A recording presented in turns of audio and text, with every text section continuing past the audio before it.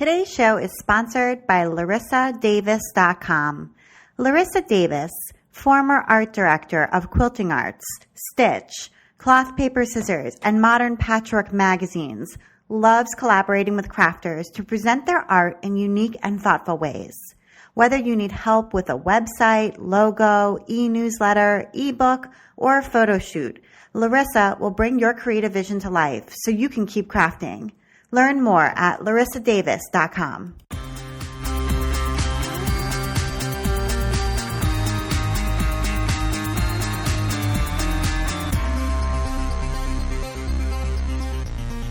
Welcome to episode 66 of the While She Naps podcast. I'm Abby Glassenberg. Today we're talking about craft publishing with my guest, the publisher and chief visionary officer of Martingale, Jennifer Keltner. A 30-year veteran of the publishing industry, Jennifer Keltner brings to Martingale vast experience in editorial, management, and marketing. In her previous position as Crafts Group Content Chief at Meredith Corporation, Jennifer oversaw an expansive quilting and crafting media group, including magazines American Patchwork and Quilting, Quilt Sampler, and Quilts and More, and websites allpeoplequilt.com and howtosew.com. With a degree in journalism from the University of Nebraska, Lincoln, Jennifer began her career with the Kansas City Star, where she spent a decade in advertising sales. Her interest in crafting, quilting, and sewing brought her into the world of magazine publishing. Prior to joining Meredith, she worked for two different publishers focusing on sewing and crafting titles. She joined Meredith in 2000 and spent 14 years there in a variety of editorial and management roles before leaving to lead Martingale in April of 2014. As publisher and chief visionary officer, Jennifer oversees the content, direction, sales, and marketing of all Martingale products. Her passion for creating compelling content for makers is at the heart of her work every day. Jennifer currently serves on the advisory board for the International Quilt Study Center and Museum, and on the board for the International Quilt Association. Jennifer Keltner, welcome. Thank you. You are the publisher and chief visionary officer in Martingale, and I'm just wondering if you can describe for us, what does that mean exactly? Sure. I'm not sure if I can explain it exactly, but I can give you the broad strokes of it. As the publisher for the company, I'm really in charge of overseeing the content development, the direction of books that we publish and other products that we publish, and also seeing it through from the concept of the books all the way through to completion. So I also manage the sales and marketing aspects of the business in addition to the editorial production and design features of it. The part of my title that people are usually more dazzled by is the chief visionary officer, which is the fun part of my job. And really that's about the direction of the company and about seeing where we believe that publishing is going to be headed, what the future of it looks like, and how to best position Martingale to be ready to face those changes and challenges and opportunities that are ahead of us. So that part of my job is really about looking at what comes next and pretty far down the road. I mean, we're looking at 2+ years down the road as we're planning things out. And you came to Martingale at a time of a lot of change in publishing and a lot of change in craft publishing. I mean, it's sort of a scary time. It's an exciting time, but it's really an upheaval, I feel like, mostly due to the internet and to the way that craft media is being created and distributed to consumers. It's really quite a different time. And so I imagine that sort of being able to look ahead and think about that is really key to keeping Martingale relevant, in the future. It is. And I think, I've been fortunate to spend my entire career in publishing, but I tell people I'm sort of working my way back to stone tablets and chisels. I started out my career in the newspaper business at a time when there was a morning edition and an evening edition. Oh, right. So I think, it's easy to look at the last few years and say like, oh my gosh, there's this epic sea change. For me, I think if you're in publishing, you're in journalism, you're in something in that channel, it's a constant change. And you really have to thrive and enjoy that change. If you want a job that every day is going to look the same, or that's going to be the same today as it is 10 years from now, you probably don't need to be in a journalism career, because it's been changing from, the time that I got into it 30 years ago to now. And it really is just a matter of figuring out how to best deliver compelling content. Because to me, at the end of the day, that's really what good publishing is about. It's not so much trying to change the tide of progress or the delivery mechanism of things. It's just really understanding your audience and then figuring out how best to serve that audience with compelling content. That's a great point. So it's not about hanging on to the old forms of things or just forcing them to stay relevant. It's really about thinking about what is the purpose of those things. The purpose of those things is to deliver this content to people. And so we can still hold that purpose. We just can change the way it's done. Right.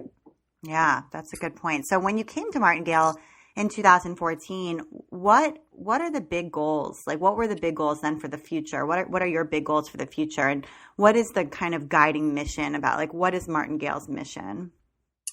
Well, I think that our mission is, we have a very brief mission statement that we put now in the front of our titles.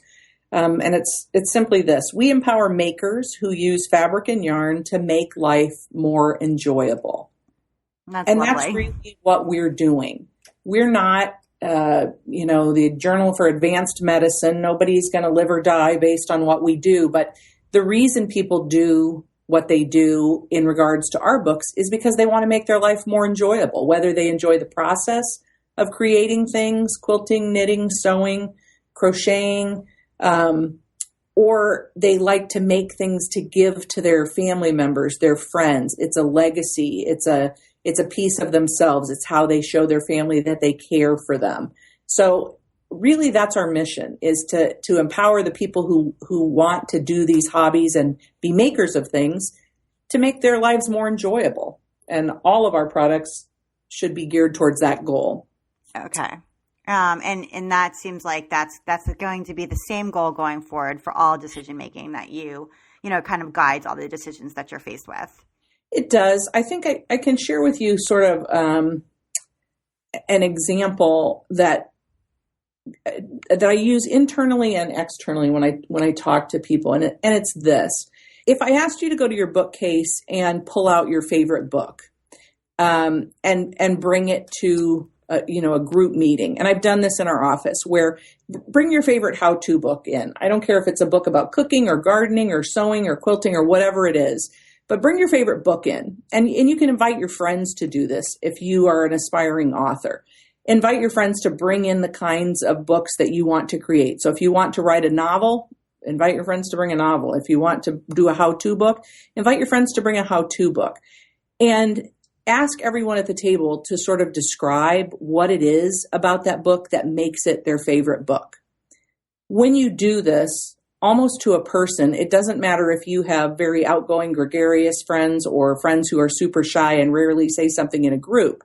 When someone has a book that they love, what they'll do is start to tell you about it, and then they'll generally take their hand and start to sort of pet the cover and clutch it to their chest and tell you what a great book it is and how it makes them feel, or what it makes them believe, or, I love this book because it's like I have the teacher right there with me, and I got to take a class with her and she was so fun, and I just wanted to take that home with me. Or I love the way the quilts look in these pictures because this is how I want my house to look. Or, if it's a cookbook, if I read this recipe, I imagine making it as a dinner party for my friends, whatever that is.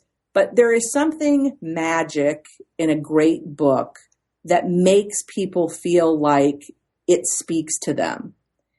And that's what a good book, that's what compelling content means. Rarely will someone bring their favorite book in and say, it's my favorite book because it has 32 patterns in it, and that was a great value. Right. I mean, there's something about it. There's a voice to it. There's something about the way that it looks. There are little tips or call out boxes that share with them information that they didn't know, that makes it easier for them to do their hobby. So I think that's our goal when we are creating content at Martingale going forward, is every book needs to have that magic moment, and the author needs to know what that is. What is her magic that she wants her book to have? And I think that that's probably the most important thing we can put into any book. And that's the biggest change probably in the industry. I mean, it used to be, before the internet and social media were super filled with patterns, that the only place you could get patterns was in single pattern sales or books. And now, free patterns are a dime a dozen, but there's not much magic in the free pattern online. It's just a project and you want to make it. It doesn't generally light your heart on fire and make you think, oh my gosh, I know exactly what she's talking about. It's generally more down and dirty than that. Does that make sense? Yeah, it does. And so how do you recommend, if there are aspiring authors listening, how do you recommend that they figure that out, their magic moment, like the thing about them or about what they have to offer that does make for a compelling book that could, come together in a collection or just be expressed in a way that would make people have that hug it to your chest feeling, which is really what you're after. And it's what, in this day and age, I agree with you, sells books. Right. So I think it takes a lot of research and self-reflection and study about what your thing is. I tell people that, the worst sentence you can utter to a publisher without thinking through is, I want to do a book. Oh, interesting. And I say, that's kind of like me, and you can't see me, but if you could, if I said I want to do a marathon, you would look at me and say, okay, well, you probably need to start doing some running then, and you probably need to make a plan, and you need to run on the regular, and you need to change your lifestyle. So I want to do a book is sort of that same thing. Doing a book isn't like doing a load of laundry. It's a big commitment. It takes a long time. It takes a lot of work. It's a huge investment for both the publisher and the author and all the other people who are involved with it. And so I think where people get excited, it's like the idea of having a book with your name on it is exciting, but the idea of doing a book is a whole lot more work. And I think that the best advice I could give to an aspiring author is really look at what you're trying to do. What is it that you think as an author you can bring into the publishing world that is unlike anybody else's book? It is not a case of, finding your favorite book and then saying, I love this book. I want to do a book just like it. Well, that book already exists. And why would somebody buy your book as opposed to the book you're clutching to your chest? I mean, if that book is out there and it's a great book and it does what it does perfectly, then we probably don't need to duplicate it. So what's your thing? I mean, are you the expert in color? Are you the expert in combinations of stitches? Are you the person who gives people an easier way to do things, that you simplify the construction of things? Are you the time saver? You sort of have to identify what your gift is and what your niche in the marketplace is. And then do a little research. Go out and look and see, are there 100 books on the topic if you Google, strip quilting, or are there 2 books? Does the book exist already? Has somebody done it? And if they have done it, and you want to do it, how are you going to do it better or differently? And it really does come down to creating almost a business plan for why you think you're the person to write the book, why you think you're the best person to write it, what you're going to bring to the subject matter that hasn't been there before, and what your sort of magic or secret sauce is going to be. Now, sometimes if you're not used to thinking about the way that you share your craft or your maker gift with people, it does take, if you're teaching, listen to what your students are saying. If there's an aha moment for them that they're, going, oh my gosh, you always have the best ideas for how to sew triangles together, or whatever the topic is that you're teaching, or your color combinations are always flawless. How do you do that? You can sort of cull those things out of the experience that you have, but it does take a lot of study and a lot of introspection about what you want to bring to the marketplace and why you think you're the best person to do that. Because when you start to go out and look for a publisher for your book, those are the questions you have to be able to answer. Mm-hmm. Otherwise, it's just 16 great patterns in a book. And it might be better that those are single patterns or that they're online. There might not be a reason to invest all the time and energy into creating a book unless there's something compelling about it. Yeah. So two things strike me. First is that sometimes your specialness is right in front of you and you don't notice it because in your mind, the idea of a book is so big and so complex and so sophisticated that it couldn't just be the thing you're known for in your little circle. Do you know what I mean? And so sometimes you just don't even see it. But if you look and say, well, what is really like, what am I doing every day? What am I known for every day? And the people who know me, it's often right there in front of you. And exactly. It is less complex. And it doesn't have to be brain surgery. Exactly. Some people think it has to be the most complex, intricate, detailed thing. That may not be it. I mean, your thing may be simply you can demystify some part of the process better than anybody else. And everybody knows how to do calculus because of you. Right. You simplified it. So, right. So look where you are right in front of you and think there. And, because sometimes that's where the answer lies. And the other thing I wanted to talk about was sort of that idea of maybe it is better to put these 16 patterns out as separate PDFs and sell them yourself rather than doing a book. So one question I have now that I hear makers, ask me and ask one another is it still worth it?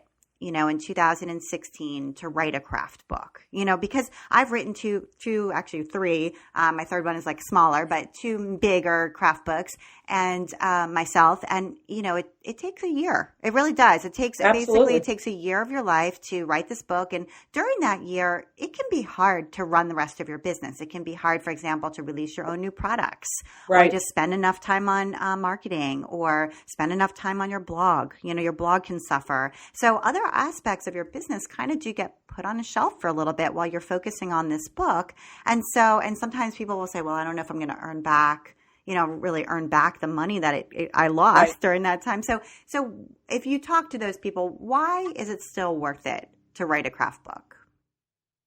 Well, I think there's nothing better than watching someone hang on to your book and say, oh my gosh, this is my favorite book. I love this book. I want to, a lot of people, much like virtual cooking, people who don't cook a lot collect cookbooks. There's a lot of virtual quilting or virtual knitting or virtual crocheting that people want to own that piece of your artistry and they want to go back to it and refer to it forever. And I once worked with a copy editor for several years who used to say, magazines and newspapers are fine, but they go away. A book is forever. I mean, your book is in the Library of Congress. Your book is in the library. Your book is in places that will be there forever. And so I think the answer to, is it worth it to do a book, is a very personal one because everybody has to make the decision. Yeah, there's a trade-off, for sure, but it really depends on what it is that you're after. Are you after some lasting, piece that you can use if you want to teach from it? I mean, a lot of our authors are also teachers and lecturers, and they use their book as part of their classes that they teach. So they don't constantly have to churn out new single patterns. They can just continue to go back to the well that is their book. Some people use it as a way to, if they have a technique that is, unusual or more complicated than you can put in a single pattern, they use a book because they can do the how-to photography and explain all the steps to it. And then they can go back to what they love to do, which is create more patterns around that technique. But the how-to for the technique becomes a reference book, so to speak. So I think it's a very personal decision about whether or not you want to invest the time in the book. And it does take a year. I mean, it can take 18 months, depending on the length and complexity of a title to get it to market. But I think it depends on your big picture for your brands. I mean, books can also open doors for you in terms of other things in the industry. Sometimes our authors are, if they're new and people haven't heard too much about them, but they produce a terrific book, it opens doors for them to go on speaking engagements or teaching events or, other conferences for quilters and makers. So, books can open the door. Rarely does somebody publish their first book. And I mean, for most craft books, we're not talking about the John Grishams and the right. J.K. Rowling. So it's not a get rich quick scheme for anybody, but it never has been. So really, it's about looking at if you're a business woman or man and you want to, craft and making to be your business, how does a book fit into that total picture? It's not the one and only thing, but it might be a part of the mix if social media and print and single patterns, are part of your mix. I think it's something to consider. I want to take a minute now to talk to our sponsor, Larissa Davis. My name's Larissa Davis. My business is Larissa Davis Creative on the web at larissadavis.com. I am an art director and graphic designer. I worked in the craft industry with Pokey Bolton, with Quilting Arts, and Interweave for 15 years. And now I've started my own business, and I'm offering this wealth of experience to crafters like the people in your audience. I've done so much work through the magazines for crafters. I've seen all of these, this amazing artwork. So I'm hoping to get more clients who are crafters, who are starting out, who want to need a brand, they need a logo, they want some help with their website, whether that's just saying, hey, graphically, can you give me some direction? Because there's a lot of people, crafters are pretty creative who want to do stuff themselves. So I'm happy to offer a consultation or to do the whole 9 yards with someone for publishing, self-publishing, that kind of stuff. Okay, so if I had a sewing pattern and I don't really know how to use Illustrator that well, or I've sort of tried to learn it a little bit, and I've gotten only so far, could you kind of, digitize the templates and then create like a template for me in InDesign or something like that I could use going forward? Yes, absolutely. Yeah, I could create all the style sheets for you so that you could then take that and, make everything look appropriate for your brand. And where do you live? It's a cute little old farmhouse in Maine, on the western side of Maine, really close to North Conway. And it's we've got 5 acres and a little barn, and I'm here with my husband and my 2 kids. Nice. And how long have you been working for yourself? I just started, September 15th actually is when I started. That's when I concluded my last full-time position and decided, you know what, it's really time to launch out on my own and do something that I'm really passionate about. Yeah, congratulations. So has Thank it been fun so far to sort of be able to make your own decisions and be your own boss? Yes, that has been really wonderful. Thank you. I bet. Check out Larissa at larissadavis.com. And now back to my chat with Jennifer. Yeah, I agree with you as far as it being like a calling card. Mm-hmm. I do think that that's still true. And I think that will always be true. I hope it is. I think it will be. And I want to talk a little bit more specifically about the how-to parts of a book. And so when you look at a how-to book, and I'm sure you're in this field and you're a connoisseur of how-to instructions and how-to books, what stands out to you as making a how-to book excellent? I think the voice of the author is important. If you are very detail-oriented in whatever it is you're teaching, and when you would go out and I would see you in person, you share a lot of techniques about the finer points of whatever you're making, I would expect that to mirror the voice of your book.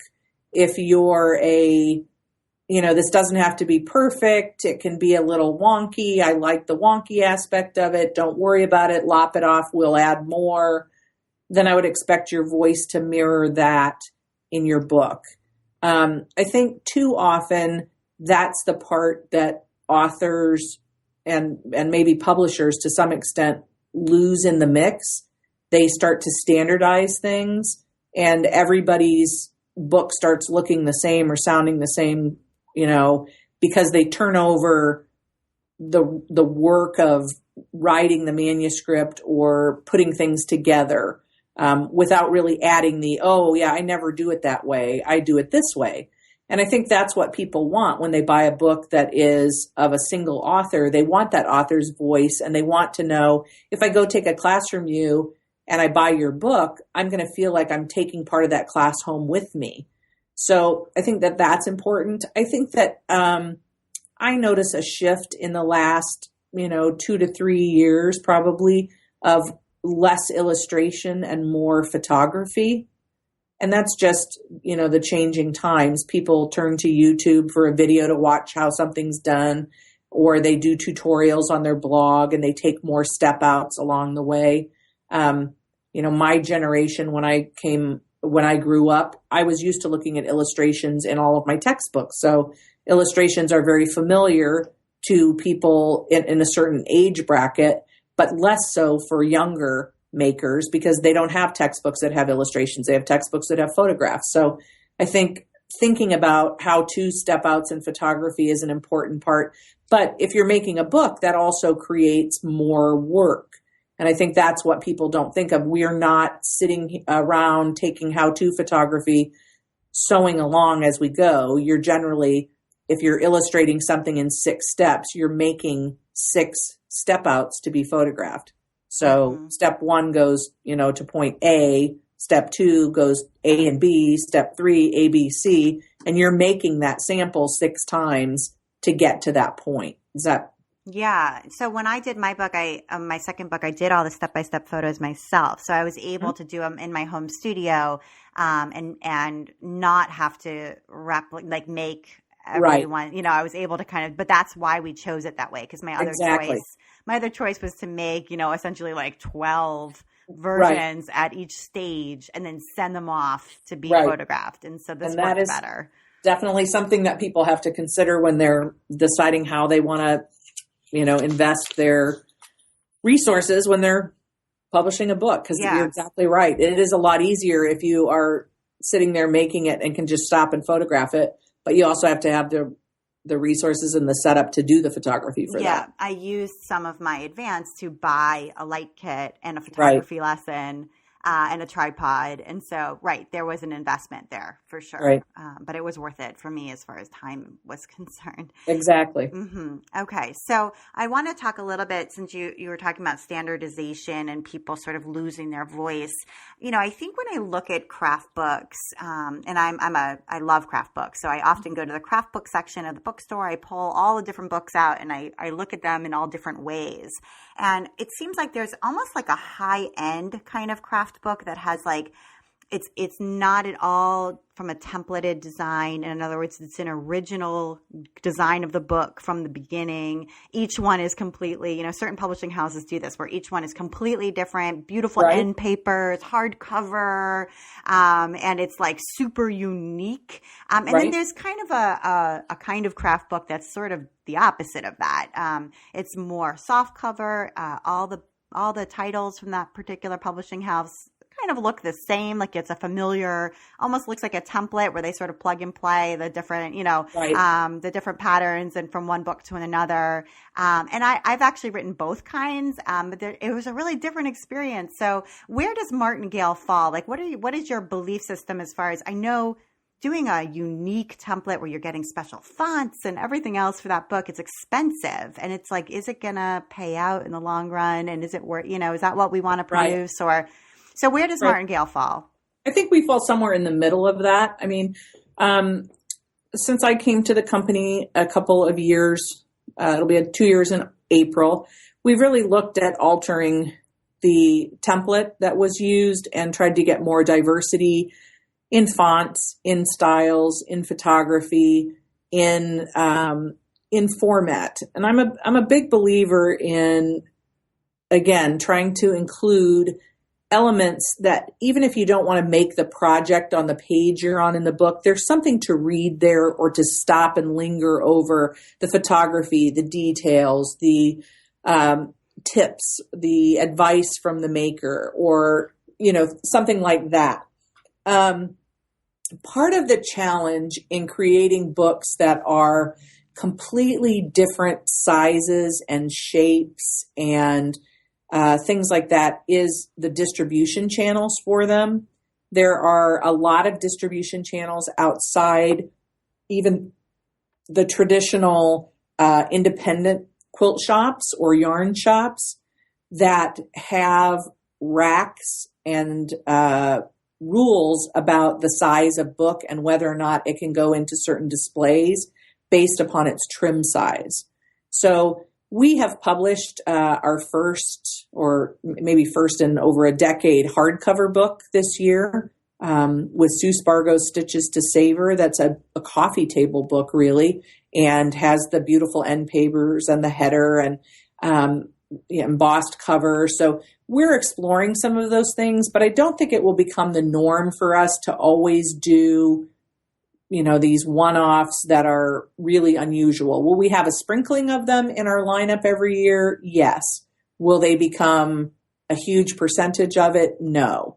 The other thing is, because we're working with a variety of printers, having a standard size paper that we purchase is helpful to us in getting the best value on our cost to print and produce books.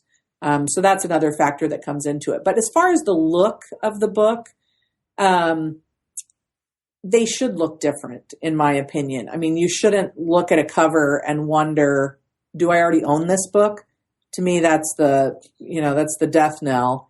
You should know, oh my gosh, I've never seen this before. I want to pick it up. I want to pet the page. I want to add this to my collection.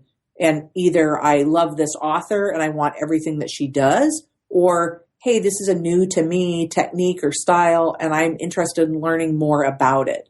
So I think that we are not on that super high end of it. And I mean, we're also trying to be cognizant of there are lots of options for people in terms of where to spend their money. So I'm not sure we're ever going to have the most expensive book in the rack, but we're also not going to have the least expensive book in the rack. We're sort of in the middle. Mm-hmm. Yeah. And I think, I see books, even really craft books now, like at Anthropology, that's a very different book than the book Right. I see at my local quilt shop on that rack where they're all soft cover and they're all the same size and they all kind of look similar. Do you know what I Right. mean? Those are Right. two really different craft books. And I think sometimes when people say craft book, which one are they thinking about? That they're not the same now. And Right. yeah. Right. And some of them are meant to be more inspirational and some are meant to be aspirational. And knowing the difference between whether or not, are you looking at it for the photos and the ideas and the concepts, or are you looking at I really need somebody to spell out every step for me and tell me exactly how many, white 2-inch squares to cut and how many blue rectangles to cut. And different people want different things in a book. I mean, there are some people who are like, I don't need to know every detail. I just want to look at the big picture and make it my own. And then there are equal number of people who I want to make it exactly like the photograph I see. And I want to know exactly where the blue rectangle goes next to the pink square, next to the blue triangle, or whatever it is. They don't want to leave anything to chance. And you have to know, again, who you're trying to appeal to. Do you want the person who's got sort of an artistic bent that wants to take the concept and make it their own? Or are you going for someone who wants to recreate exactly what you've made? Right. Okay. Great point. So let's talk about marketing. Mm-hmm. I feel like, I've been a blogger for almost 11 years now, a craft blogger, and I've seen a kind of different kinds of marketing pushes for new titles. I think for years, the blog tour was the go-to way. You would, round up maybe 10, maybe 15 bloggers, and you'd have one a day for, a steady 2 weeks. Each person would do a little review, a giveaway. Maybe they'd make a project, maybe they wouldn't. And that was it. That was the push for the book. And, we don't have the budget to go on a national book tour usually, unless people kind of fund their way on their, do that themselves. So at the same time now, blog tours, maybe it's tired. I don't know. I'd like to hear your take on blog tours and on new and sort of different approaches to marketing that you're thinking about. Right. Well, much like your magic moment when you're imagining what you want your book to be, the marketing of books has become very tailored and unique to every author's experience. And it really depends on what your expertise is and what you're most comfortable with. And we are constantly partnering with our authors to look at new and different ways to do it. And I think it's not one size fits all. I mean, I think you're exactly right. You can't say, okay, we're going to do a blog hop and this is how it's going to go. And it's going to be 12 people and it's going to start on a Wednesday and end on a Thursday. And, 2 weeks later. And I think the more scripted you make it, the more likely you're not going to catch fire. That said, I think there are some blog hops that are extremely successful, but it's because of whatever the secret sauce is that group of bloggers put in it. How do you direct it? What are you engaging people with? What are you making compelling about that blog hop that makes people want to chime in? And it's not always about what the prize is or what the giveaway is. I think sometimes it's about engaging your audience in a way that makes them feel like they're part of a community. And so we've done some things, and I'll share with you just a couple successes that have happened lately. We had a book called The New Hexagon. Katja Marek is a shop owner out of Canada. And The New Hexagon was English paper piecing, and it was 52 blocks that were all English paper pieced. And that's a pretty narrow niche in the world of makers. I mean, not everybody wants to piece by hand, and not everybody wants to do English paper piecing. So it was a book that had, while it was certainly on trend at the time that it came out, I think in October of maybe 2014, was very on trend, but it was still a narrow niche of the audience. And what Katja did with our marketing team was conceive a program where she started a Facebook group to make a quilt that was like a Millefiori designed quilt using the blocks in the book. And the blocks in the book did not build into this big quilt. This was a separate program that she developed and designed. But in order to make the quilt, you had to have the book because that's where the block patterns were.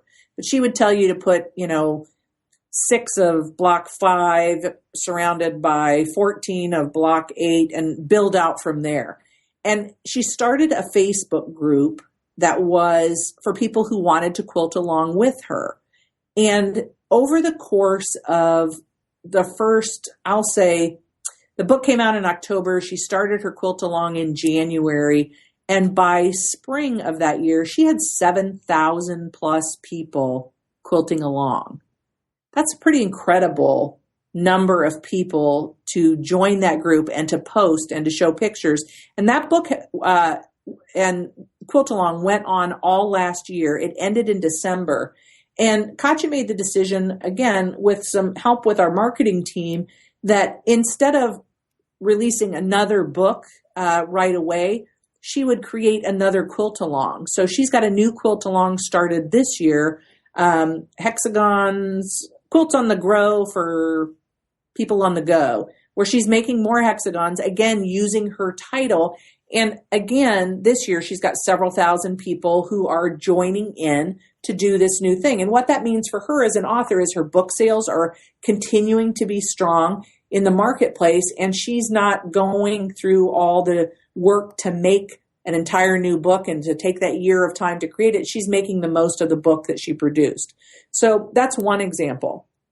I think that, Facebook groups are ways that people are using social media to get that community building going on. I think that Instagram and photos that are about the process of things going on and making things from a book can help people. So I don't think there's one right way to do it. What I think the common thread is, maybe in programs that have been successful, are that there's some sort of continuing program. And maybe that's what's changed from the blog hop, where it's a 2-week duration and it ends, is that it's a continual marketing effort, and it's using that over the long haul. Yes. And this is something that the author herself is running. So obviously she's consulting with their marketing team, perhaps getting some support as she plans it or along the way. But it is the author's effort. And I think that came as a surprise to me when my first book came out, how much it really falls on the author. And then after that, I was ready and I knew this is something that I'm going to have to take responsibility for, to be creative about. And it is almost like a whole nother job. And you need to approach it with freshness and vigor and excitement. And I know this is effort for her. I'm sure she is in her Facebook group nearly every day and is, working and planning and being creative there. And I think it's a partnership. I mean, I think we have the experience to share with our authors of things that have worked. We're always looking for ideas that work in other marketplaces outside of the craft book field that are, maybe recreatable in our industry. So it is a partnership in terms of, we work along with Katja. We promote her group to our audience of people. We probably, our average reach to our consumers through our direct newsletters is larger. So we're also doing things to promote the book, and we're promoting it in other places, but we're making sure that when people would join that group, wherever they are, that her book is in the marketplace where those people are at, so that they can go find the book at their local shop or their store or wherever they are. So I think it's twofold, but you're right. I mean, there is no substitute for the author's voice. And I think that consumers today are savvy enough to know if it's not the author speaking to them, if it's, somebody behind the curtain pulling the levers, kind of Wizard of Oz style. Your voice is your voice, and there's no substitute for it. So there's no one better to market a book than the author who created it, because you are the most passionate about the content that you've created. And if people get excited about your voice and your comments and what you're doing, they're more likely to go, oh my gosh, I want to be just like you, Abby. How do I do that? Well, get my book and you can be just like me. All my secret sauce is in there. So I think you're right. There's no substitute for it, but it's not books don't sell themselves. They don't jump off the shelf. And again, unless you're J.K. Rowling and people are waiting for the next Harry Potter to come out, people aren't waiting in most cases because they didn't know you were doing it. So you got to tell them. Right. Exactly. And that brings me to my next question, which is about people who are hopeful, who want to do this, who want to do a book, but are not saying to publishers, I want to do a book, but they are developing their secret sauce. They've kind of figured it out. They've got an idea, and they're looking at Martingale as a potential publisher. What steps do you think that they should take? Sort of how should they put it all together and present it to you? Like, what are you looking for in an author? Right. So we have author guidelines that are on our website. If they go to shopmartingale.com and scroll to the bottom, there's a tab called Help and Information. And if you click on that, there's a book proposal tab, and you'll see our book proposal form. And pretty much everything that we need for that proposal is in that form. But in broad terms, again, it goes back to knowing your idea and your concept, and then having a vision of what you think your book would include. So we ask people to answer those questions that I brought up at the beginning. What is your book about? We call it the sales hook internally. I mean, that's really, what is it? If you had to describe your book in a paragraph or less, what is it? If someone said, well, what's your book about? Answer that question. And if you can't answer it succinctly, then keep working at it until you can. And, it's got really great quilts, or it's got super cute, crocheted beanies, is not a compelling book. So it needs to be specific. And you don't necessarily have to be an eloquent writer. I'm not saying that, but I'm saying it has to be thoughtful. I want to write a book that's going to be about sewing from pre-cuts. And the thing that's going to be different about my book about sewing from pre-cuts is there's going to be no waste. You're going to use every strip in the roll. And that's one of the things that I think is missing in the marketplace, or whatever it is. I mean, get specific about what it is that you want to write about, and then share a little bit about who you are as an author and why you think you've got, something that's a difference maker. I'm well known in social media. I have a following of X, and people come to me looking for this. I speak, in my area at local quilt shops, or I go to Modern Quilt Guild meetings, or whatever you do. Share with us a little bit about who you are and your voice. And then also make it sound like you. If you're funny and, a little bit snarky in the way that you write things, and that's how you want your book to be, then write your proposal in that same language so that we get that sense of like, I'm a super fun person and people like my personality that comes through in my blog. Give us examples of what you've done. And then one of the things we ask you to think about is what the table of contents for your book would look like. What is it? And some sketches of what kinds of projects you want to do.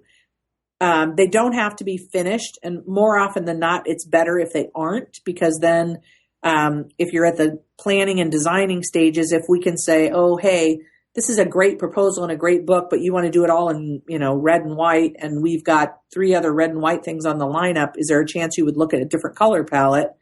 We still have time to do that. So, okay. And how important is that social media platform? I mean, I know, it can be helpful, especially for marketing, if you come in and you've already got 25,000 Instagram followers. But I don't think it's so much about what the number is, but I think in today's world, you do have to at least be social media savvy.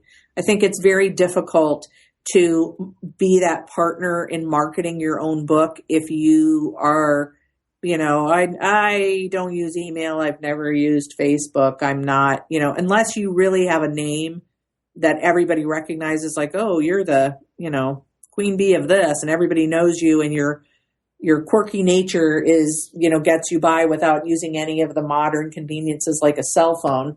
That's a difficult hurdle to overcome, because then we're basically cutting out a good portion of the marketing effort if you don't have a basis for that at all. It's also helpful to some extent if you have had some sort of retail relationship with your fans or your potential customers. I think that's also a difficult jump to make unless you really have thought through your book proposal and what your magic is going to be. If you have a social media platform, but you've never charged anyone for anything that you've done, you've never taught a class where people had to pay admission, you've never created a pattern that someone had to buy, everything you've done has always been free and a giveaway, I think it's a tougher row to hoe toward getting a book, because you're saying, fans of my brand, I've always given away everything that I've done, and now I want them to pay for it. Right. That's fascinating. Yeah, that's fascinating. I never thought about that before. Yeah, if that's the case, you really need to start thinking about, how am I going to get people to pay for what I do? What extra is going to be in this book that's going to make people jump from my social media platform where they can get it all for free to now I want to pay you for that content? And I am a big believer in content has value. As designers, I think that you have to think about the time you invest in it. I mean, never mind spending a year to create a book, to constantly design new projects and patterns and give them away and not get any money back for that in any way, shape, or form is not a long-term, profit-making venture for anybody. So I think that figuring out a way to have a retail relationship. Maybe your simpler things are the things that you put on your blog for free, but you have some more complex things that people are willing to pay for. And whether it's a PDF download or, whatever that is, you have to figure that out. But I think there is something about having a retail relationship. Now, sometimes people have never sold their patterns before, but they are affiliated with a fabric company, or they are known for doing work for that. And people always love the work they do with certain fabrics, and they wish they made patterns. So I'm not saying that everybody has to be, a retail savant before they get to the point of publishing a book. I'm just saying, I think you have to think about what would make people pay for what you're doing if all you ever do is give it away for free. Right. Great point. Really good point. And do you recommend that people hire an agent, or do you prefer authors that don't work with an agent? We don't really have a preference. I would just say it's not as common in the craft book marketplace as it is. I mean, if you want to publish a novel, there's so much competition in the marketplace and such a plethora of things. Sometimes you can't get attention without having an agent. That is not the case at all in the craft book market. I mean, almost any publisher is willing to look through a proposal without having to have an agent. So it comes down to your business plan and how much you want to divvy up whatever money you do have to invest in the project. And if you want to share it with an agent, that's that's a personal decision. But I don't think it gets you any further or prevents you from getting any further, no matter which route you go. Okay. And let's talk a little bit about advances, because that's something that is kind of hit you as soon as you kind of get some publishing house interested in your idea. Right. Then you're faced with these decisions. And that's kind of sometimes when people want to get an agent because they don't even know, well, what should I expect? And right. Is this what everybody else is being offered? And is this fair? And I don't know anything about this. Right. And I do think you can negotiate it on your own. It's probably not for everyone. But right. If you have that kind of mindset, you can do it. So what is Martingale's approach to advances against future royalties versus no advance and just getting royalties right away? Right. I think this is where probably the greatest misconception comes in for aspiring authors or people who are sure that if they'd looked around another corner, they would have found the golden ticket and they just, settled too soon. So I'll say a couple things. First of all, I think the reason that people aren't more forthcoming about contracts and the negotiated deals that they make on books is much the same reason that we all know that everybody gets a salary for doing whatever they do when they work in the workplace, but everybody doesn't spell out how much they get paid to do what they do, because your contract with your book publisher is really about the same as a salary negotiation. So nobody needs to feel bad about what they're asking for, or it's the same way you would approach salary negotiation. Ask for what it is that you want. Some publishers might be able to accommodate you, others won't. But I think you should be able to have a conversation with your publisher to say, you know what, here's why we can do that or we can't do that for you. Is everyone treated exactly the same? No. Is everybody's book sell exactly the same? No. Do different people bring different things to the table? Yes. So I think you just have to have the confidence as a business person, and that's what this is when you deal with a publisher, or even if you self-publish. I mean, you're a business, and you're making a business decision. So take the emotion out of it, figure out what it is that you need or want, what your goals are, and then, find the right fit. Martingale loves to work with both seasoned authors and new authors. We don't have a preference for one over the other. And we're not for everyone. I mean, I think that's the other thing. I have great friends in the industry who publish with other publishers who were a better fit for them, and that's fine. So I think it's not personal. It is a business decision at the end of the day for both the author and for Martingale. And you're finding the people that most closely align with what your goals and feelings are. So on the subject of advances, as a rule, we don't do advances. We pay on royalties. And some people think, well, that really shorts the author because there's an investment that goes into doing this book and the time that it takes and the year that I spend. But what I tell authors is what you don't see, or I think don't think about while you're spending that year working on the book, we're also spending, 9 to 12 months getting that book to the marketplace. And on average, we spend $50,000 or more to get a book to market. That's without paying any advances.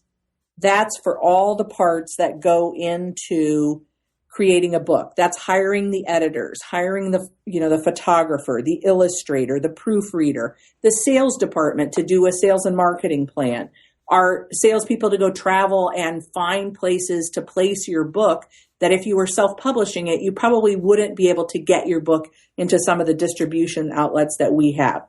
We're the distributor of it. We're shipping them. We're, paying the freight on them. We're warehousing them. So all of the things that you don't have to do when an author aligns themselves with a publisher. You don't have to have a garage full of books. You don't have to lick and stick envelopes and put the things in there. You don't have to buy mailing labels. You don't have to hire a photographer. You don't have to hire your own illustrator.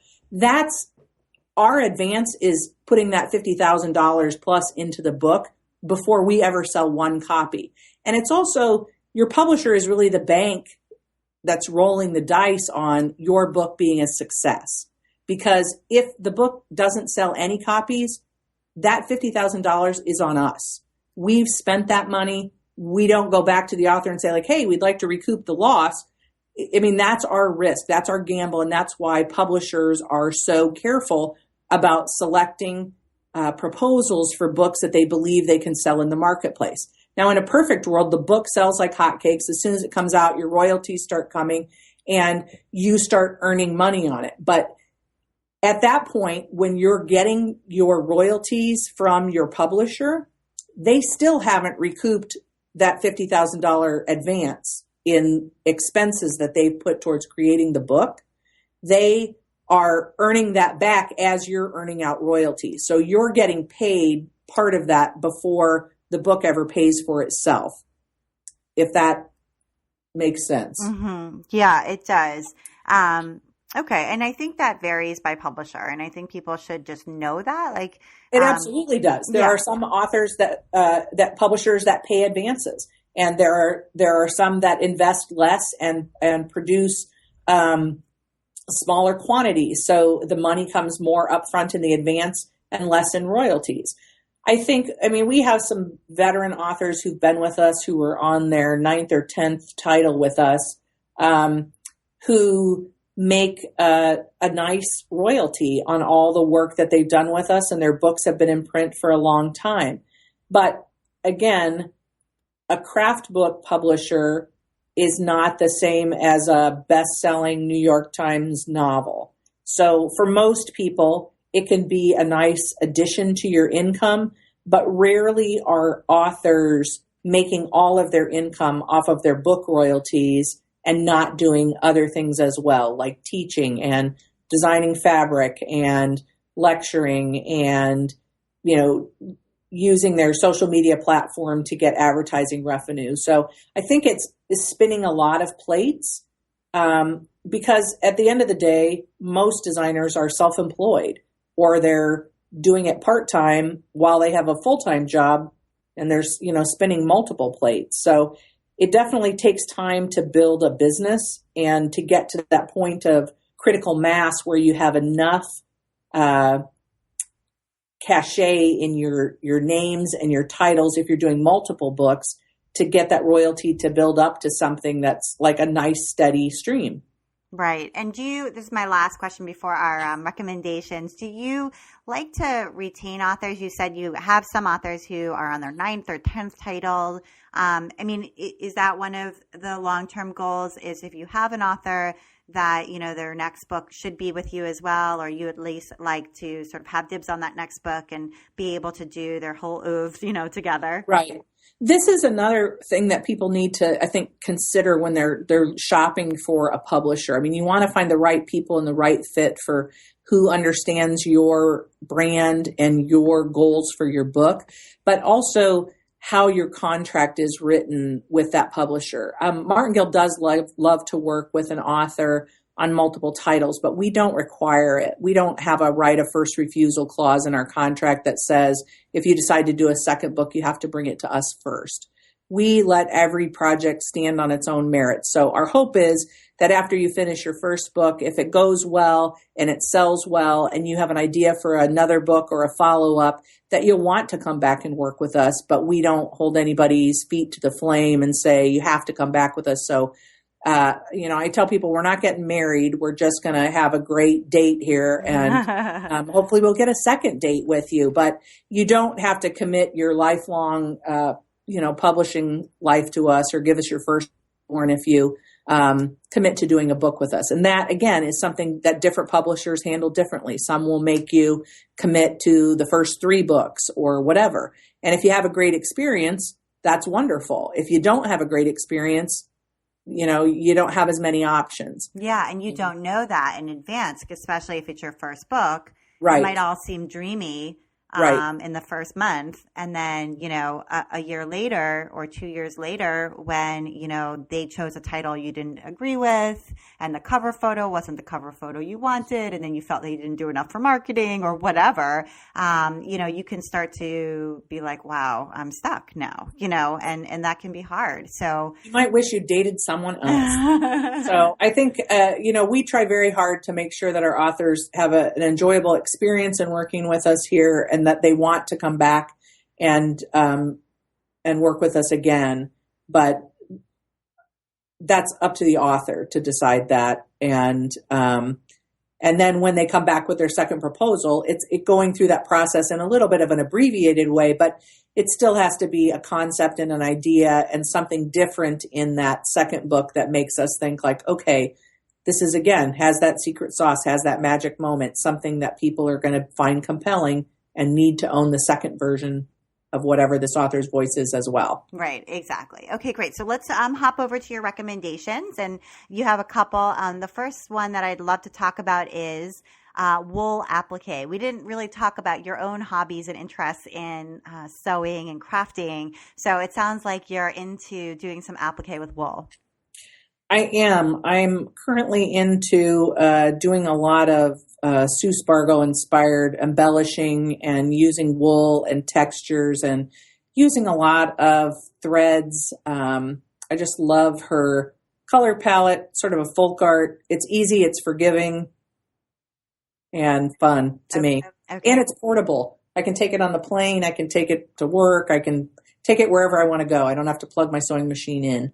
Right. That's great. And that's the same reason why I like English paper piecing, for exactly that reason. I can take it with me. Don't need to plug in the sewing machine. Right. So, yeah, that kind of thing, that kind of handwork is great. And you are a recent newcomer to the Pacific Northwest. You live in Washington State. Right. And so how has that been? Where did you move there from? The last lived in Iowa. So it's a big change coming to the Pacific Northwest. And I think the most eye-opening thing about being a Pacific Northwesterner is this great misconception that it rains all the time in Seattle. It doesn't rain all the time. I'll probably get kicked out of Seattle because I think it's the best kept secret. But I always tell people from the Midwest, the thing is they measure rain out here in hundredths of an inch. So a lot of times the pavement's wet, but you never see rain actually falling from the sky. So it was an interesting move because people were like, oh my gosh, you're going to be able to stand living where it rains all the time. And it's like, yeah, I'm pretty sure it's green year round. And what is it? Snowing all over the East Coast today. And here it's 50 degrees and the sun's out. So it's a great kept secret, I think, and a super fun place to live. It's beautiful. It's picturesque. There aren't any extremes. There's no humidity. There's very little snow unless you go up into the mountains, and it's very beautiful. So yeah, I've always lived on the East Coast, so I can't imagine what that would be like. We have many extremes, especially in Massachusetts. Right. They had me at no humidity, but when the snow and ice went away too, I'm like, man, this might really be the place. I could make my hair look really nice. Okay. Exactly. Well, Jennifer, thank you so much for taking the time to be on the While She Naps podcast. I really enjoyed talking with you. Thanks for having me. Yeah. And if someone wants to reach out to you, maybe they listen to the show and they'd like to touch base or just send you a message, what is the best way for them to get in contact with you? Probably by email. And my email is my name, my first initial, J. Keltner, Keltner, at martingale-pub.com. Okay. And I will put that in the show notes too, just in case people didn't catch that or they're out, Right. at the gym when they're listening to this. Exactly. So you can click over. But that's terrific. And I really appreciate that. And I hope people will reach out because it sounds like, a really neat team to have the opportunity to work with. I'm sure that somebody listening has that magic moment. They're just waiting to share. So we'd love to hear from them. Okay, awesome. Thank you so much. And you've been listening to the While She Naps podcast. Visit my blog, whileshenaps.com, where you can sign up for my weekly email newsletter to get the best in sewing and blogging and small business delivered right to your inbox each week. Thanks to today's sponsor, LarissaDavis.com, former art director of Quilting Arts, Stitch, Cloth Paper Scissors, and Modern Patchwork magazines. Larissa Davis loves collaborating with crafters to present their art in unique and thoughtful ways. Welcoming projects of all sizes, Larissa will bring your creative vision to life so you can keep crafting. Learn more at LarissaDavis.com. And thank you so much, and I'll see you next time.